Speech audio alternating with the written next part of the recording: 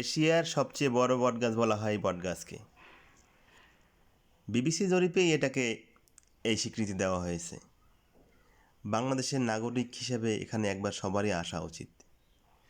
বেথুলি বটগাছ, সুইতলা বটগাছ কিংবা মল্লিকপুরের বটগাছ, এই তিন নামেই একে ডাকা হয়।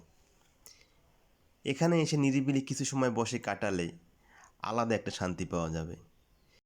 ফিরে যাওয়া যাবে 200 বছরের জীবন্ত ইতিহাসে। কারণ লোকশ্রুতি আছে এটির বয়স 200 বছর প্লাস। তা মেলা হয় কোন সময়? পয়লা বৈশাখে খুব জমজমাট হয়। ভালো লোক তখন 2-3 দিন ধরে একদম ঘুরে যায় সব। দূর দূরান্ত থেকে লোক আসে। তেমন কিছু না। গাছের সাথে কিছু মাশরুমও দেখা যায়, আকর্ষণীয় গোলাকৃতির গ্যানোডার্মা মাশরুম। যশোর বা ঝিনাইদহ থেকে এখানে খুব সহজে আসা যায়। যদিও এটি ঝিনাইদহের কালীগঞ্জ উপজেলার মধ্যে পড়েছে, তবুও এটি যশোর জেলা শহর থেকে খুব কাছে।